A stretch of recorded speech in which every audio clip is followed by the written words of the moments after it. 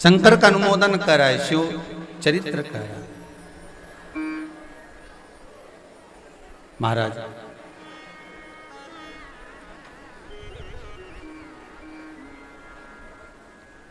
काली मां शिव से क्षमा मांग रहे हैं, शंकर भगवान काली माता से क्षमा मांग, हो गई गलती हो जाती है। झुकना जीते की पहचान है, अकड़ना मुर्दे की शान है। जो अकड़ रहा है वो समझ लो कि मर चुका है, भले वो जीवित हो अपनी जगह पर है पर वो मर चुका, वो मर चुका। उसका अहंकार, उसकी अभिमानता, उसकी अकड़ मरे के तुम।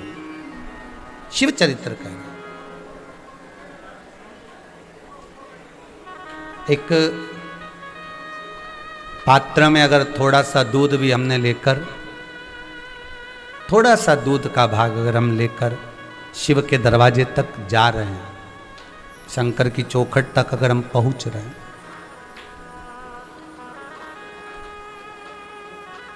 थोड़ा सा दूध का भाग, थोड़ा सा जल का भाग, थोड़ा दही का भाग, थोड़ा सा शहद, थोड़ा सा घृत, थोड़ी सी शक्कर अगर हम लेकर शंकर के दरवाजे तक जा रहे हैं तो उसमें आप तो शिव को समर्पित कर रहे हैं, पर जो पात्र आपका वापिस आ रहा है उस पात्र में बाबा क्या देकर भेज रहा है ये बाबा ही जानता। आपने तो केवल समर्पित कर दिया, पर देने वाला तो शिव है, देने वाला तो शंकर है। मेरा वो घड़दानी मेरा शिव है। देखिए, सती माता के भस्म होने के बाद, डीले कम करो, सती माता के भस्म होने के बाद जो माता पार्वती हिमालय राज के घर में प्रकट हुई हैं, हिमालय राज के घर में जन्मी है, तो ये कोई माता पार्वती कोई साधारण तो है नहीं,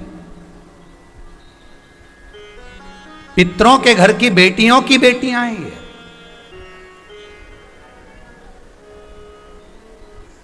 और इनका तपबल साधना कोई साधारण नहीं हो सकती महाराज, इनकी तपबल साधना बड़ी बड़ी प्रबल है, बड़ी प्रबल। जिस नारी के ऊपर पितरों की छाया होती है, घर के बुजुर्गों की, घर के पूर्वजों की छाया होती है, ध्यान देना, वही व्रत श्रेष्ठता से कर पाती है। व्रत की श्रेष्ठता उसमें अपने आप आ जाती है। अगर उसके साथ में अगर पितरों की कृपा है, तो पूर्वजों का अगर आशीर्वाद है, तो व्रत वो अच्छे से कर सकेगी।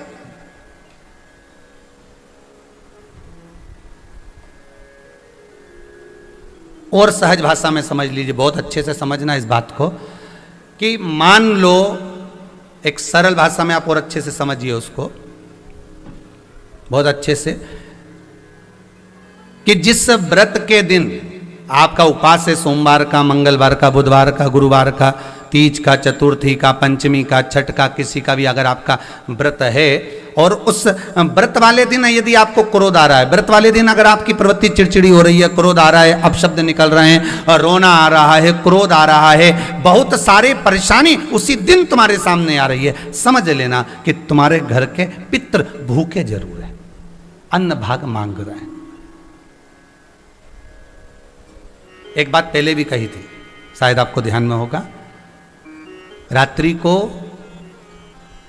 सोने के बाद, विश्राम के बाद, एक बार कहा था, आप लोगों को याद होगा, कि सोने के बाद में 2 घंटे के अंदर अगर आपकी नींद खुलती है, और खुलने के बाद यदि आपको भूख लग रही है, प्यास लग रही है, तो समझ लेना कि आपके पितर, आपके पूर्वज भूखे हैं, अन्न का भाग मांग रहे हैं, पानी पीने को मांग रहे हैं। उससे नहीं समझ सकते तो व्रत से समझो।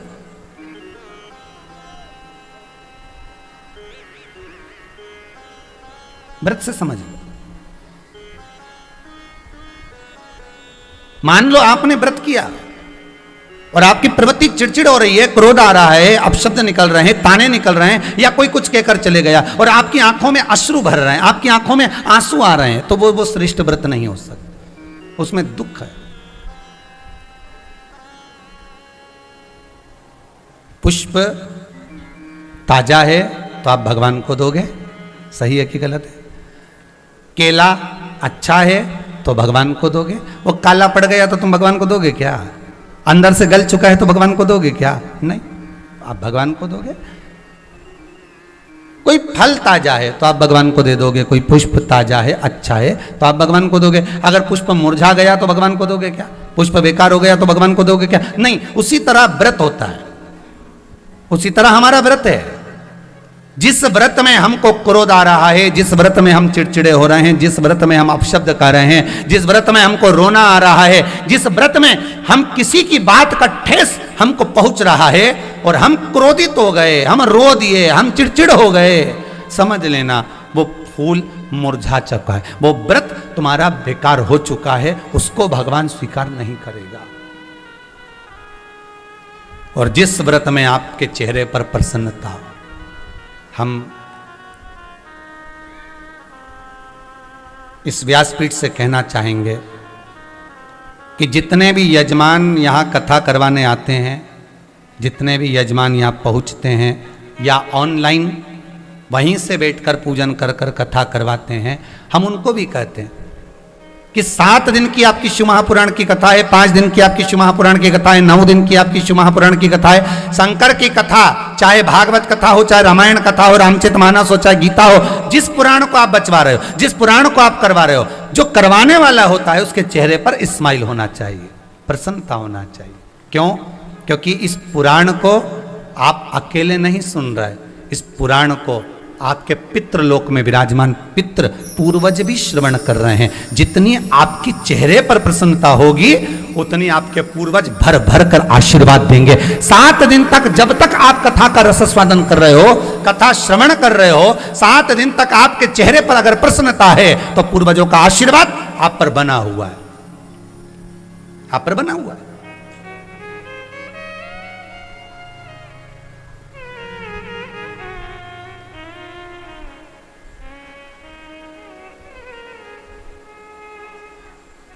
सोमानी जी, राठी जी, मैं एक बात कहूंगा, आप राठी परिवार, सोनी परिवार, सोमानी परिवार, तोशनीवाल परिवार, बियाणी परिवार जो कथा करवा रहा है बाहर से ऑनलाइन शिव पुराण, एक बात कहूंगा कि इस शिव पुराण का कुछ तो ऐसा प्रमाण है, शंकर की कथा का प्रमाण कुछ ऐसा है कि जो यजमान, जो व्यक्ति एक बार इस कथा को भले ऑनलाइन कराता है, चाहे वो यहाँ बैठ कर कराए, पर एक बार अगर करा कर चले जाता है तो दूसरी बार वो शीघ्र आकर कथा करवा लेता है। यहाँ का प्रमाण ही कुछ ऐसा, इस शिवपुराण का कुछ कृपा ही ऐसी।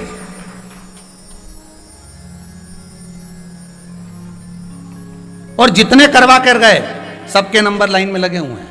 आप ऑफिस में पूछेंगे तो सबके नंबर लगे वापिस कि हमको भले 22 की नहीं, 21 की नहीं मिले तो 22 की दो, 22 की नहीं मिले तो 23 की दो, 23 की नहीं मिले तो 24 की दो, पर नंबर सबके लगे हुए वापिस।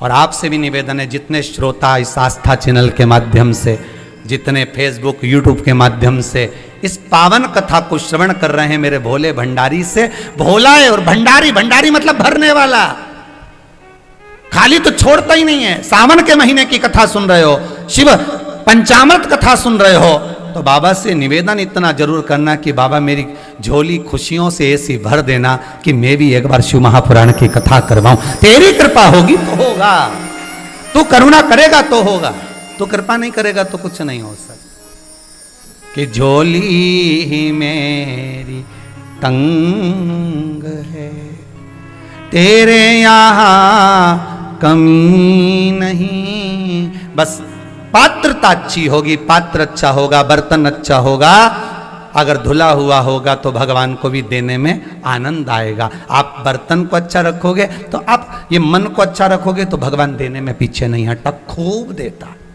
खूब।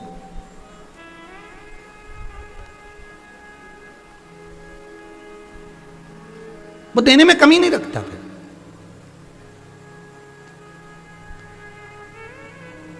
जिस व्रत में आपकी आंख में आंसू आ गए, जिस व्रत में आप रो रहे हो, जिस अनुष्ठान में आपकी आंख में आंसू भरे हुए हैं, जिस अनुष्ठान में आप रो रहे हो, आपकी चित्तवृत्ति में सुख का अनुभव नहीं है, तो बाबा कहता है फिर उसका आनंद नहीं।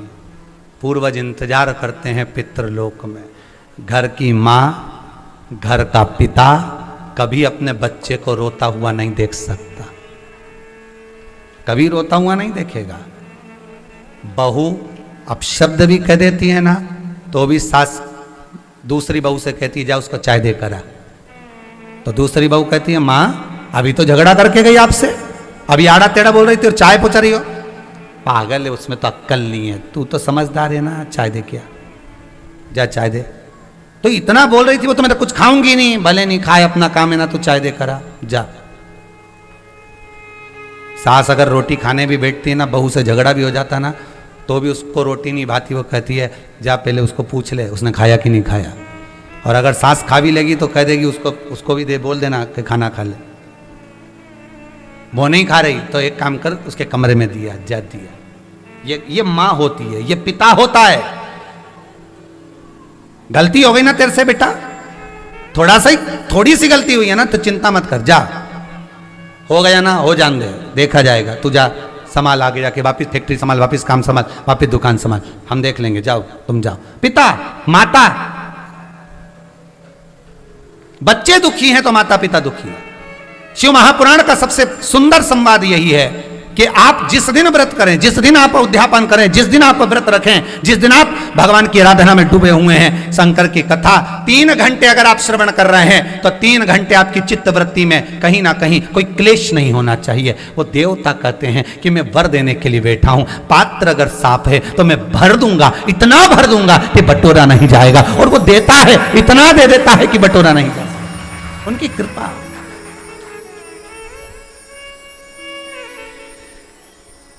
वो कृपा है।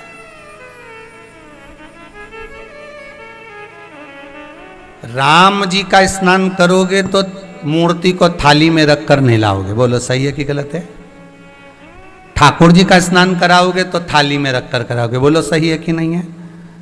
जितने भी देवी देवताओं का मंदिर में पंचामृत स्नान होता है वो थाली में उनका चल विग्रह, कौन सा विग्रह? चल मतलब छोटा सा विग्रह, उसका स्नान होता है, उसका पंचामृत स्नान होता है।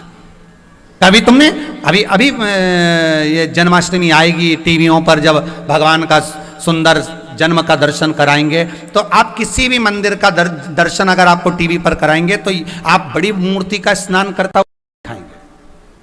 भगवान की छोटी चल मूर्ति, पीतल की, तांबा की, सोना की, चांदी की या छोटी पाषाण की, जो भी मूर्ति होगी वो चल मूर्ति, जो झूले में रख दो, यहां रख दो, वहां, उसका स्नान करते हुए बताएंगे, पर बड़ी मूर्ति का स्नान करते हुए नहीं बताएंगे।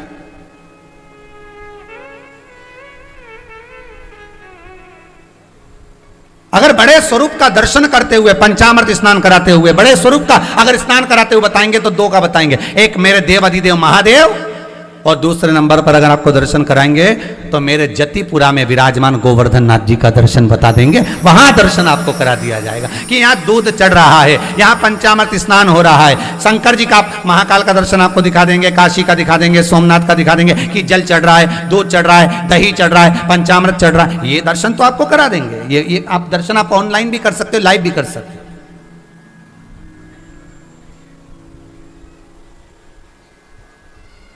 पर बाकी के स्वरूप का दर्शन आपको कहीं कराया क्या? अब तो अभी जन्माष्टमी आए, जब भी देखना छोटे से स्वरूप का। कारण क्या है? गोवर्धन नाथ जी को कहते हैं गोवर्धन दादा, गिरिराज बाबा। क्या बोलते हैं?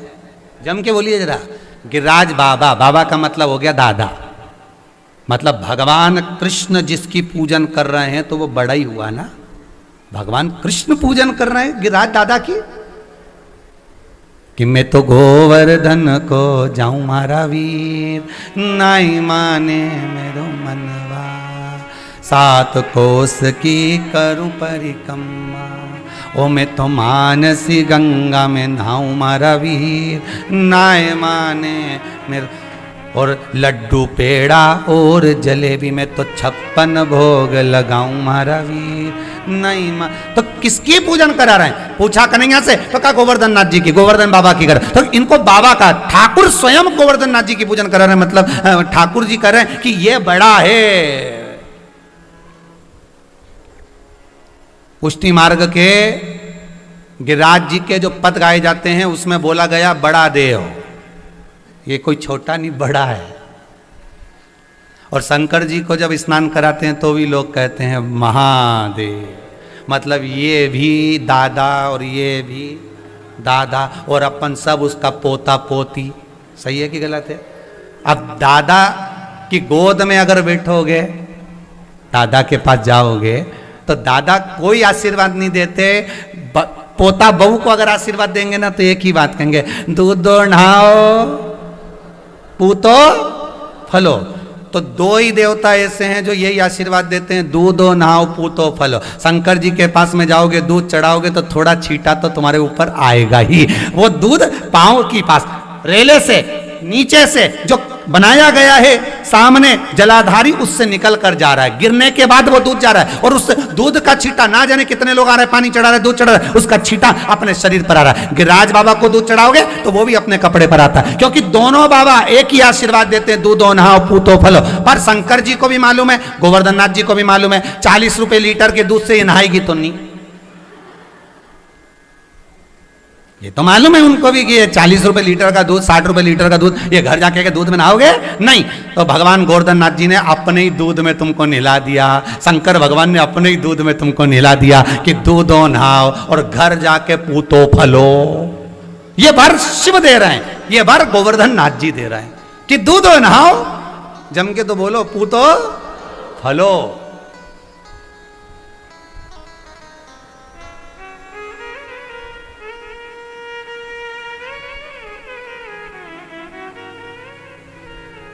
रोज रोज आप में से कितने लोग हैं जिनके घर में लड्डू गोपाल हैं? आप रोज रोज क्या लड्डू गोपाल का दूध से स्नान कराते हो? रोज रोज पंचामृत स्नान कराते हो? नहीं। पर शंकर भगवान अगर आपके घर में विराजमान है तो मन में आ जाता है थोड़ा सा दूध चढ़ा दूं, थोड़ा सा निकाल देना कटोरी में। अभी तपाना मती, तपाए ना तो थोड़ा सा दूध कटोरी में निकाल देना। शंकर जी के लिए तुम्हारे पास हर सोमवार हर मन में आ जाता है कि चलो शिव जी को दूध चढ़ा दूं। पर कभी तुमने सोचा कि शनि महाराज की मूर्ति है इसके निभा दूं, पितृ देवता की मूर्ति इसको दूध में रोज नहवा दूं? नहीं, उनको कभी कभी, पर इनको रोज रोज। भाव जागृत हो रहा,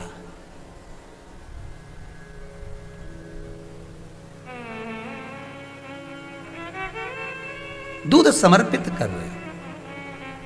कितना सुंदर कहा है लिंग पुराण के अंतर्गत, शंकर जी पर अगर थोड़ा सा भी दूध समर्पित किया जाता है, चढ़ाया जाता है, उस दूध का फल खाली नहीं जाता, उसके 4 हिस्से शंकर जी पे चढ़ते ही हो जाते हैं। कितने हिस्से होते हैं? 4। जो दूध आपने शंकर जी पे चढ़ाया, शिव जी पे चढ़ाते ही, वास्तु के देवता कौन है? देवाधिदेव महादेव। सबसे पहली वास्तु पूजन कौन से देवता ने करी थी?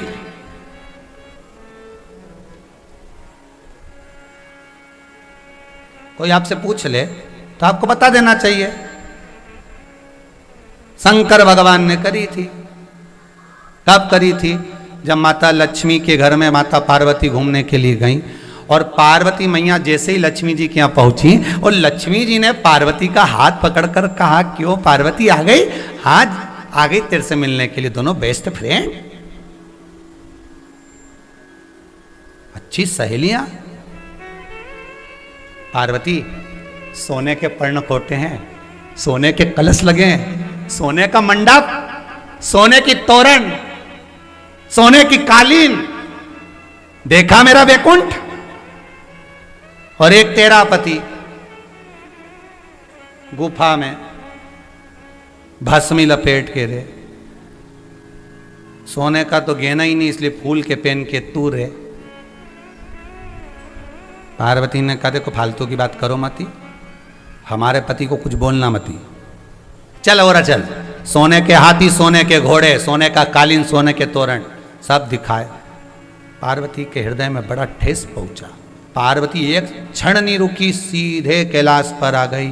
शंकर भगवान नेत्र बंद करके तब साधना कर रहे थे। शंकर जी को सब मालूम था कि चिड़चिड़ करके आई है, ने दूसरे के घर के दिवाली पे पर्दे देखी आई है। शिव जी के सब मालूम था, शंकर जी नहीं बोले। और ये आई और धमक कर बैठी शंकर जी के पास में तुरंत। शिव जी नहीं बोले, ये और बाजू में खसकी। शंकर जी उधर खसक गए, बोले नहीं है। ये और खसकी, शिव जी और खसक गए। शंकर जी ने मन में सोचा, पत्थर पे बैठा हूं, रोड पे नहीं कि अपन कभी भी खसक लो है। रोड पे बैठा हुआ व्यक्ति तो खसकता जाए, पत्थर पे बैठा हुआ व्यक्ति ज्यादा खसकी जाए नहीं टपकी जाए नीचे। अब शिव जी और खस गए। पार्वती जी ने देखा है तो बात ही नहीं कर रहे, तो एक लोटा पानी लेके हर हर। शंकर जी के नेत्र खुले। शिव जी ने पूछा, क्या बात है पार्वती, क्या हुआ? आज तुम बड़ी गुस्से में दिख रही हो, हुआ क्या? तुम तो तुम्हारी लक्ष्मी सहेली के घर गई थी। प्रभु, मैं कहीं भी गई हूं मुझे नहीं मालूम, पर मुझे एक सोने का महल बनवा दो। शंकर जी ने कहा, मेरे को पहले ही मालूम था, पर्दे की डिजाइन देखी आई है, ये पहले ही मालूम था, ये देख के आई है। मुझे सोने का महल बनवा दो। भगवान बोले, अपन यहां अच्छे से रह रहे हैं तो सोने के महल में क्या मतलब है? नहीं नहीं नहीं, बनवाना तो पड़ेगा। जिद पकड़ ली, समझाया शंकर जी ने, नहीं मानी। तब विश्वकर्मा जी को बुलाया। शंकर जी को प्रणाम करा विश्वकर्मा जी ने, बताओ प्रभु क्या बात है? इतने में पार्वती जी बोली, बस सुनार की दुकान पे पहुंच गए, इसके बाद पति कुछ नहीं बोलता, यही बोलती है। विश्वकर्मा जी आ गए, शंकर जी ने बोलना बंद कर दिया, पार्वती जी कहना चालू करी। बैकुंठ देखा है? हाँ, उससे 1000 गुना सुंदर मेरा महल होना चाहिए। बैकुंठ क्षीर सागर में है, मेरा सुंदर समुद्र के बीचों बीच होना चाहिए। सोने के पर्णकोटे, सोने का महल, सोने के तोरण हो, ऊपर से सोना नहीं लगाना, ईंट भी सोने की होना चाहिए। जी माता जी, बना दूंगा। हीरे पन्ना रतन माणिक मोती जड़े होना चाहिए। जी माता जी, बना दूंगा। जाओ तैयारी करो। विश्वकर्मा जी ने बना दिया, सुंदर सुंदर महल का निर्माण कर दिया। पार्वती जी के पास आकर बोले, माता जी बन गया। पार्वती जी ने शिव जी से कहा, भोलेनाथ जी, अपने यहाँ पर आज तक अपन ने ऐसा जोरदार मकान नहीं बनवाया, ने पहली बार बनवाया, तो इसका गृह प्रवेश करूंगी। शंकर जी बोले, गृह प्रवेश? हाँ। शंकर बोले, वास्तु का देवता यहाँ बैठा है, अपन दोनों प्रवेश कर जाए तो वास्तु पूजन हो गई, उसमें क्या दिक्कत है? नहीं नहीं नहीं नहीं नहीं नहीं, अपन तो गृह प्रवेश करेंगे, वास्तु पूजन करेंगे। शंकर जी बोले, ठीक है करो। विशर्वा जी को बुलवाया पूजन करने के लिए। पूजन की तब तैयारी होने लगी तो पार्वती जी बोली, अपने अपनी जिंदगी में पहली बार तो मकान बनाया और अपन देवता उनको नहीं बुलाएंगे, उनको कितना बुरा लगेगा। शंकर भगवान बोले, देवता उनको काय का बुरा लगे, उनने बैकुंठ बनाया था तो अपने बुलाया था, उसमें क्या दिक्कत है? ब्रह्मलोक में ब्रह्मा जी निवास करे, अपने बुलाया, ऐसी कोई फालतू की बात है, अपन किसी को नहीं बुलाएंगे। पार्वती जी बोले, कैसे नहीं बुलाएंगे? जिंदगी में पहली बार तो महल बनवाया और आप क्योंकि बुलाएंगे नहीं, अपन तो बुलाएंगे। पत्र लिखा, नारद जी को बुला कर कहा, पत्र लिखो, देव ऋषि नारद लेकर जाओ भगवान विष्णु के यहाँ, नीचे लिख देना सा परिवार। नारद जी बोले, उनके परिवार में है ही कौन, 2 ही तो हैं, तो परिवार लिखने की जरूरत क्या, श्रीमान श्रीमती लिख दो। नहीं नहीं, लिखो सा परिवार। देव ऋषि नारद ने लिख दिया सा परिवार। जाकर देखे आना, अच्छे से बोल के आना, सा परिवार आना। भगवान नारद जी ने पत्र दिया। भगवान विष्णु ने पूछा, क्या है नारद? नारद जी बोले, पत्र है, सा परिवार का आया है और भगवान शिव के मकान का मुहूर्त है। अच्छा, हाँ। लक्ष्मी जी को भगवान विष्णु ने बुलाया कि तुम्हारी बेस्ट फ्रेंड के यहाँ मुहूर्त है, तैयारी करो। लक्ष्मी जी बोले, मैं तो 5 दिन से सिर दुख रहा है, मेड़ से नहीं बनेगा जाते। शंकर भगवान की यहाँ पहली बार तो कार्य आया और तुम क्या जाते नहीं बनेगा, चलना तो पड़ेगा, चलो तैयारी करो। लक्ष्मी जी ने तैयारी करी, मुहूर्त, विशर्वा जी पूजन करने बैठे। और पूजन, पहली वास्तु पूजन अगर किसी ने करी है, स्वयं की स्वयं पूजन कर रहे हैं, तो वो शंकर ही है। मेरा शिव जजमान बना, मेरा शंकर ही पूजन करा। कोई दूसरा नहीं कर रहा।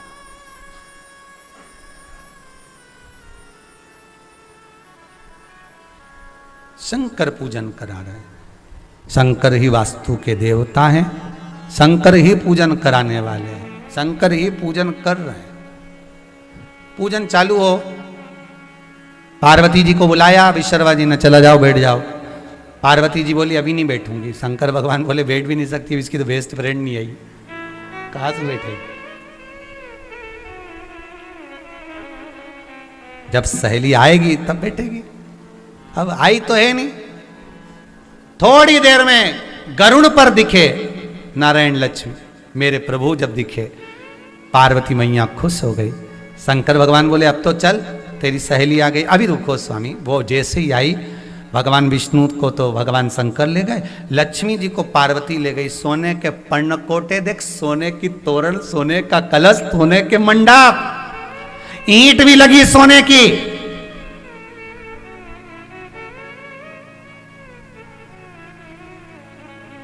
सब दिखाया।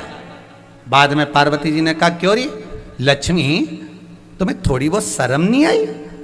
बेचारा इतना सा गरुड़ पक्षी और तुम दोनों भारी भड़कम उस पे अकेले पे बैठ के आ गए। इतने में तो तुरंत लक्ष्मी जी बोली तू मेरे पति के बारे में कुछ मत बोलना। पार्वती जी बोली तू बोली तब? दूसरे पर उंगली उठाना सरल है, पर दुनिया के लोग जब आप पर उंगली उठाएं तो वो कठिन है, बहुत कठिन। शंकर जी ले गए, पार्वती को बिठा लिया पूजन में। पूजन में जैसे पार्वती जी बैठी, विश्वकर्मा जी ने पूजन चालू करी। शंकर जी समझ गए जरा सा सोने का महल बना और पार्वती और लक्ष्मी का विवाद चालू हो गया।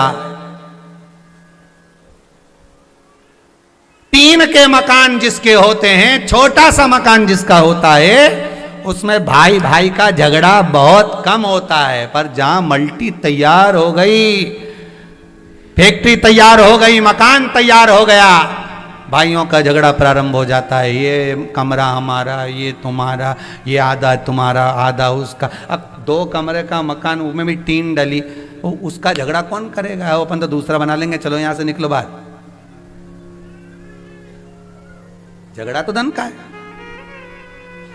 शंकर भगवान मन में सोचे इस मकान को नहीं रहने दूंगा चाहे कुछ भी हो जाए, इसी के कारण झगड़ा हुआ। और जो शंकर भगवान ने अंगड़ाई ली, विश्वकर्मा जी के ऊपर एक हाथ रखा, विश्वकर्मा जी की बुद्धि बदल गई।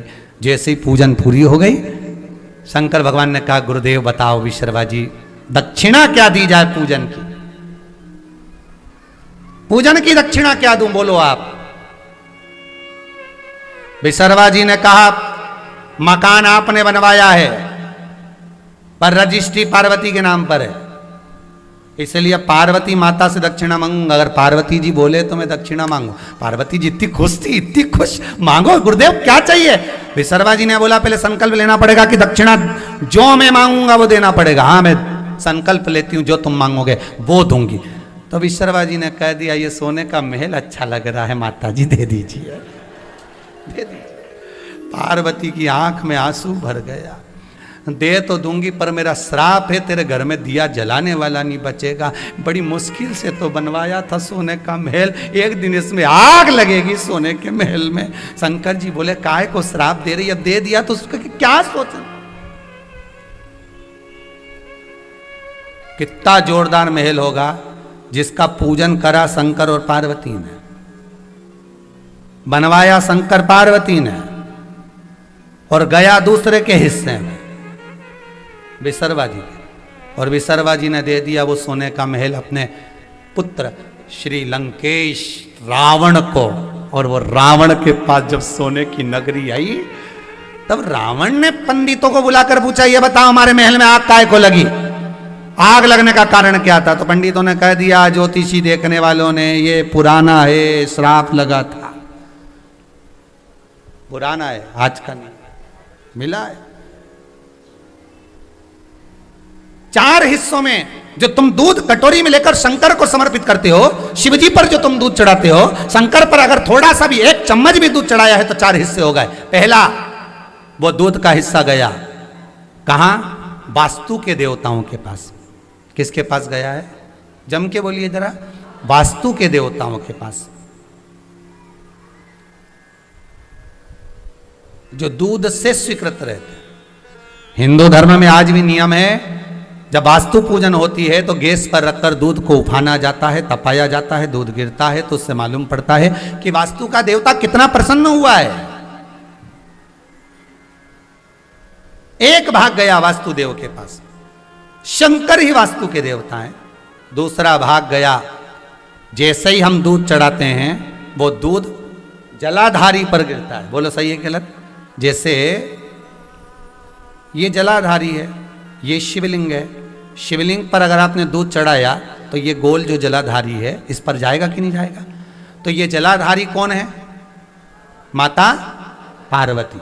जब ये दूध गिरा जलाधारी पर गया तो जलाधारी पार्वती है। पार्वती किन की पुत्री है? मैनावती की। मैनावती किसकी पुत्री है? पितरों की।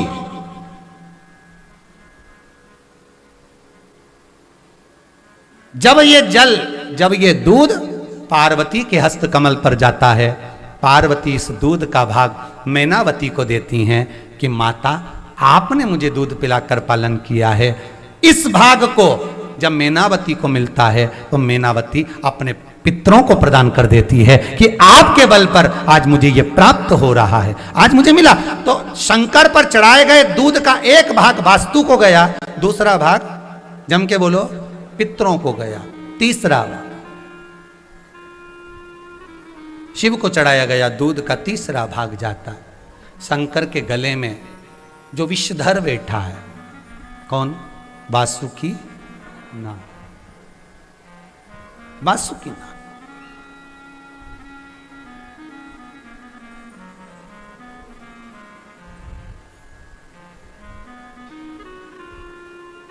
सांप को दूध क्यों पिलाया जाता है? उत्तर दे कोई जिसको ज्ञात हो। सर्प को दूध क्यों पिलाया जाता है? किस लिए पिलाते हैं? उसका एक कारण होता है, सर्प जिस दूध को पीता है उससे उसका विष बढ़ता है। सांप दूध जब पीता है तो उसका विष की मात्रा बढ़ती है, उसका जहर और जहर का जो तत्व है वो बढ़ने लगता। इसलिए आपने कभी कभी सुना होगा, जितना दूध पिलाओगे उतना विष उगलेगा। सुना है कि नहीं सुना कहावत को? जितना दूध पिलाओगे उतना विष उगलेगा। सर्प की गणना के अंतर्गत सांप जिस दूध को पीता है उसका वो विष बनाकर प्रदान करता है, उसका विष हो देता।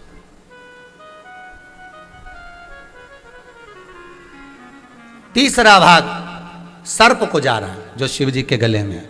अब आप लोग कहेंगे कि महाराज जिस समय पर मंदिर में हम अभिषेक करते हैं, दूध चढ़ाते हैं, उस समय पर सर्प को हटा दिया जाता है। बोलो हटाते कि नहीं हटाते? जिस समय आप दूध चढ़ा रहे हैं, जल चढ़ा रहे हैं, पंचामृत स्नान करा रहे हैं, शंकर जी का स्नान कर, उस समय वो सर्प को हटा दिया जाता है।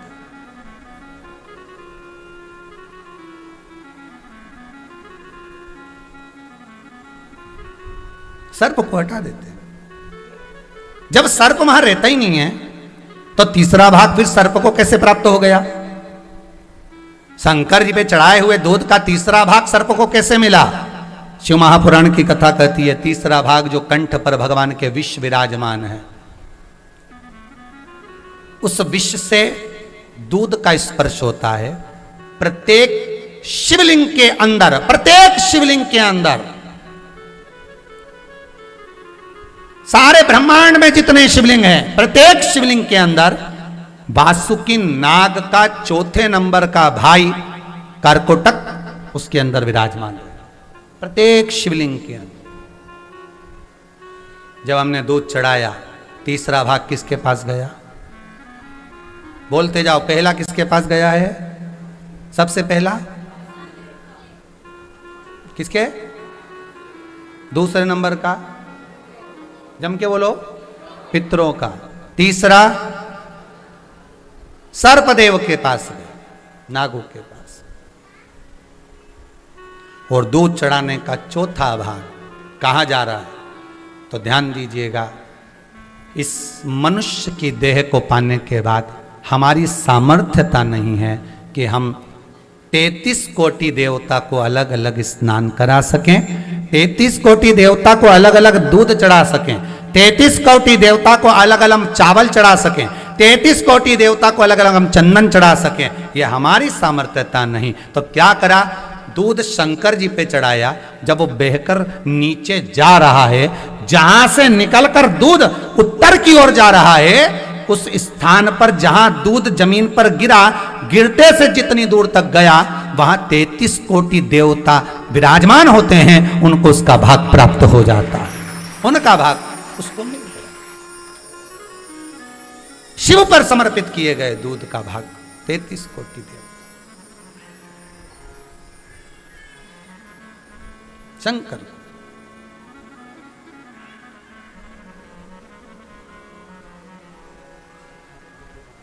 इसलिए हम बार बार शंकर जी के मंदिर में जाकर भाव व्यक्त करते हैं, शिव से निवेदन करते।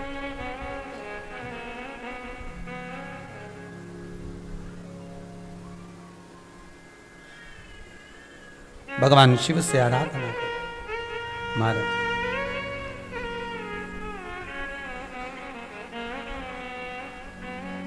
शंभो शरणे पड़ी मांगू